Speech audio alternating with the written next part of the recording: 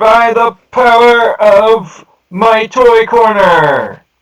Welcome! Alright, hello again and welcome back to my toy corner. Before I get into these little dudes, I just wanted to say real quick that I really appreciate anybody that's tuned in and that shared these action figures and toy collections and everything with me. I just think it's great. I have a lot of fun doing it.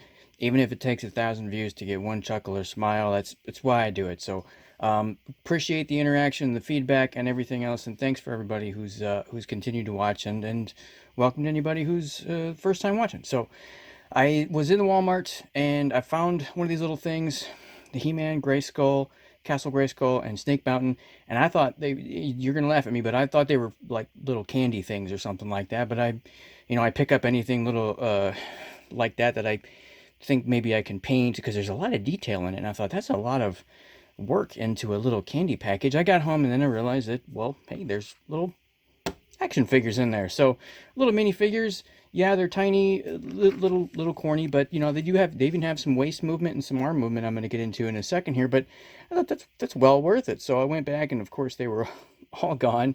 But fortunately for me, I have a fantastically outstanding wife, and next time she was in the store, she grabbed me some more so I can share them with all of you. And we're going to unbox them and open up, see what little characters we can find in here. So to quote Sean Solo 8, if you're watching, buddy, without further ado, let's crack these bad boys up. All right, out of the package and exposed, opened up, and unwrapped.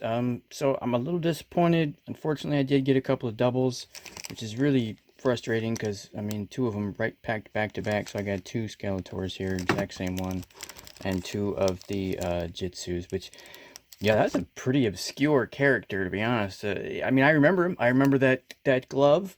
And I remember if I'm not mistaken, his armor from the original character was two pieces, kind of like a lot of the figures had. And at least if I remember right, mine broke. But anyway, let me show you what these little guys can do so that you can see.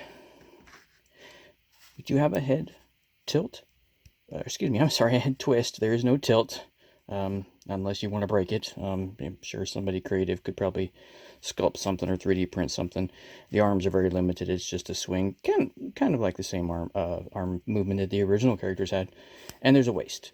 But they do have accessories, so get the sword, right? That's pretty cool. Skeletor, same thing. They all have the same movement, so I'm not going to go through that again, but you got at least a unique accessory. Sorry.